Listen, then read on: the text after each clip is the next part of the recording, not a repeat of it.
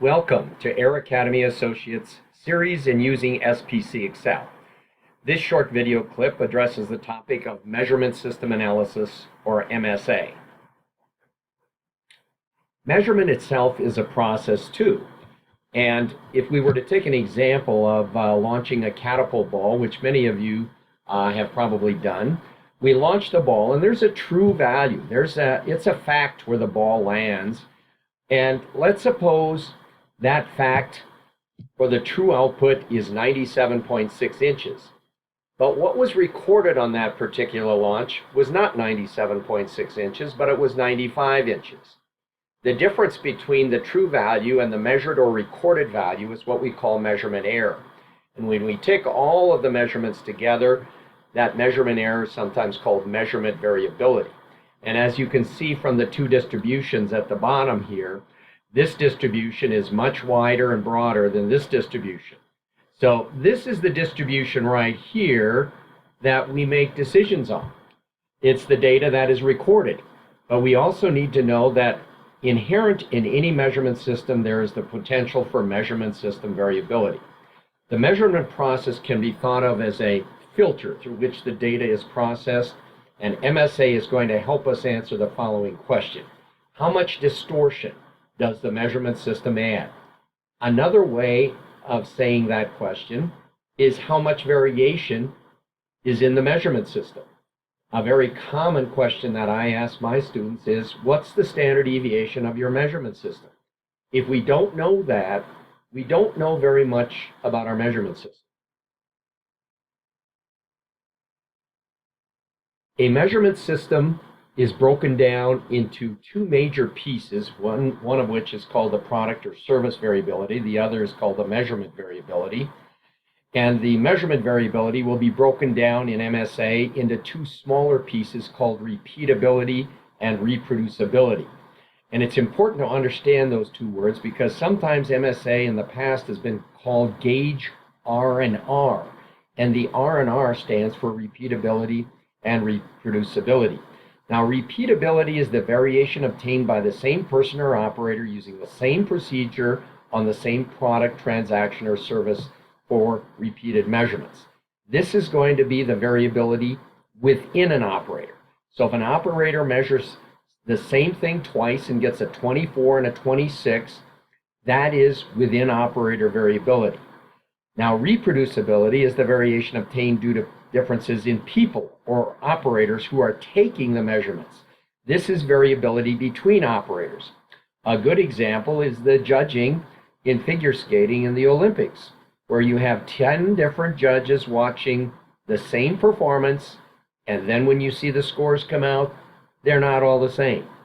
In other words, the variation between judges. This is called variability between operators, or in this case, variability between judges. So those are the two major components of measurement system variation. And let's reinforce the concept of repeatability and reproducibility by giving you a quick example here.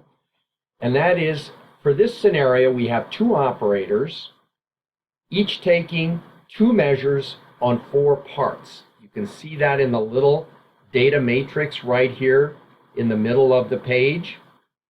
And again, a total of 16 measurements have been taken, 8 by operator 1, 8 by operator 2. And each operator measured each part twice. Now, take a look at that matrix, and I'm going to call time out here a second, and I'd like you to answer which of the A, B, and C do you think is true? Do you think repeatability appears to be more of a problem than reproducibility? Or do you think reproducibility appears to be more of a problem than repeatability? Or do you think they appear to be about the same? Take a second to look at this data. Now, I'm not giving you much time to do this, but we'll take a look at the results from the MSA analysis that we get. But if you answered reproducibility, you would be correct. That is a bigger issue here than repeatability. But sometimes we need software to help us with this, because this is a very simple example for classroom purposes, and MSA in the software will help us determine which one or if both are problematic.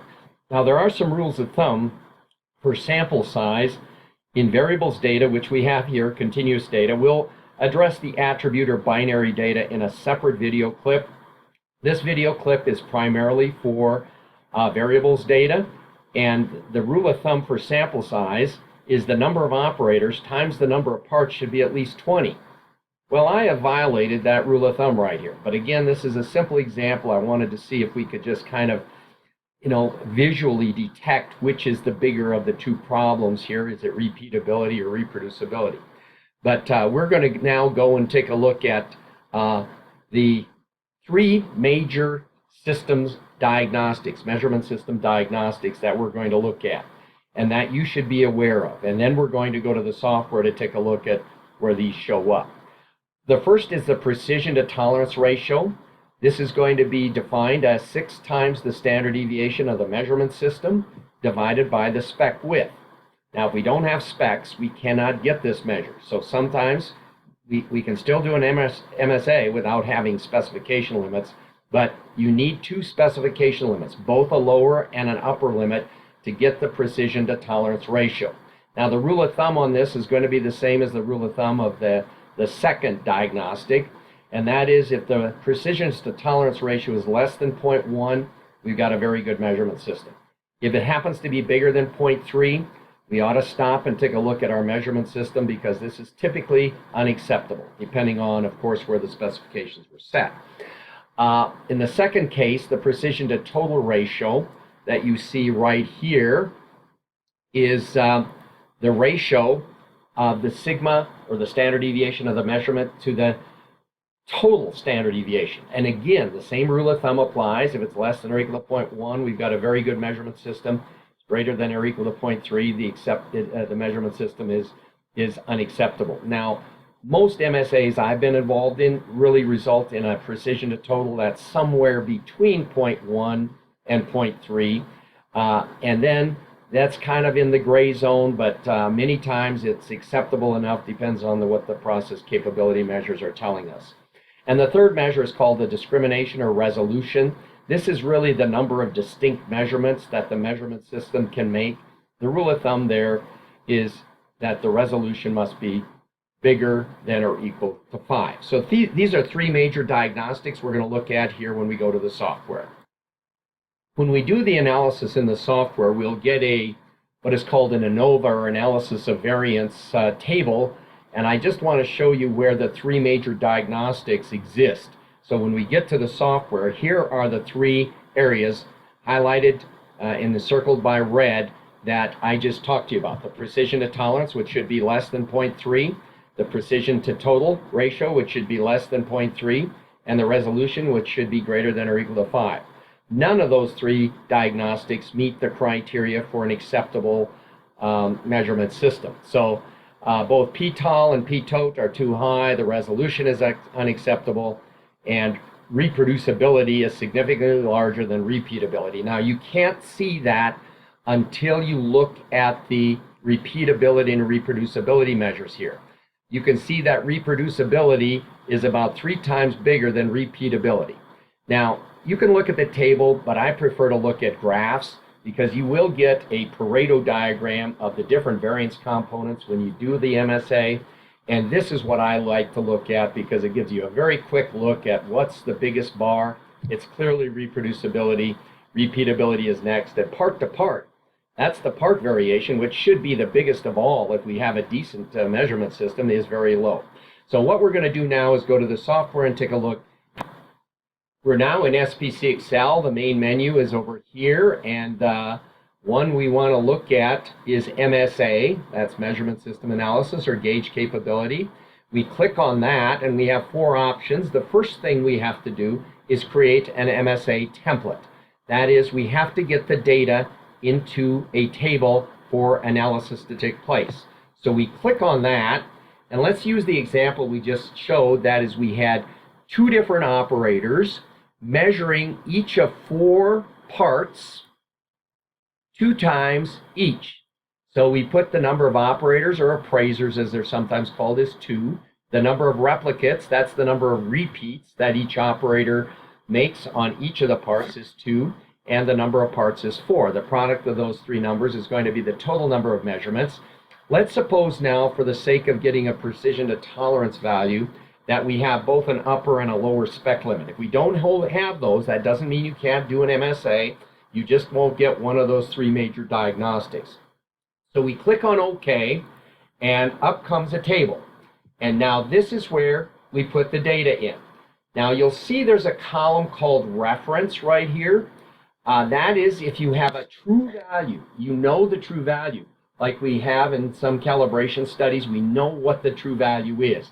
You can do the MSA. In fact, most of the MSAs I do, they don't have a reference value, but if you do have a reference value, you get an additional diagnostic called bias. But we won't get that in this case because we're only going to have 16 values, 8 from each of 2 operators, and then we are going to do the analysis. Let's suppose we've input the data just like this in Microsoft Excel.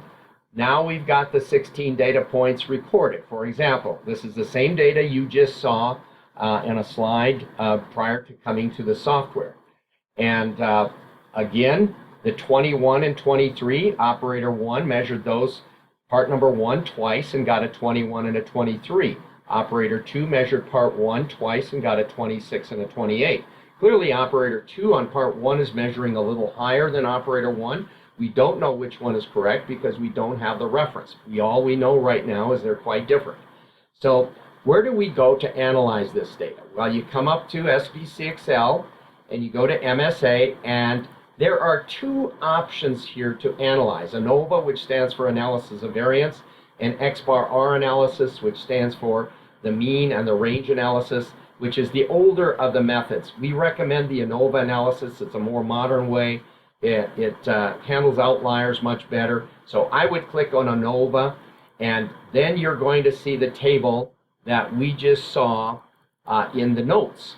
And here are those 3 measurements again, right there.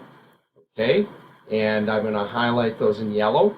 And those are the ones we just saw, indicating this is not a very good measurement system. Now, as soon as I clicked on ANOVA, a bunch of different tabs come up down here. One of them is the operator by part interaction plot. This is a nice little plot that tells you how the operators fared on each of the 4 parts. And you can see that operator 1, which is given in blue, the lower curve, versus the green, the operator 2. You can see that operator 2, the average of the 2 measurements that operator took on part 1 was a 27. The average for operator 1 was a 22. So they differed on all 3 parts. Measurement, operator 1 was measuring typically a little lower until they got to part 4, and they were pretty consistent on that one. Now there are other tabs here that I could go through. This is the Pareto that I was talking about, and you had a picture of that. This is a really good way of looking at the variance components, and of course reproducibility is the bigger bar by easily a factor of 3 variance-wise over the repeatability. So reproducibility is the bigger problem here. Now, the purpose of this video clip is not to get into the detail of how you fix a poor measurement system, which this very much is, or how you go about collecting the data. This is basically telling you where you go to get the MSA done in SPC XL. If you want more detail on a measurement system analysis, I would encourage you to study the measurement system analysis chapters or modules in our Lean Six Sigma Tools Guide or our Design for Six Sigma Tools Guide, which are available online. So thank you very much for watching MSA. We hope this was a fairly quick but useful explanation and shows you where in SPC XL you can go to do the measurement system analysis. Thank you very much.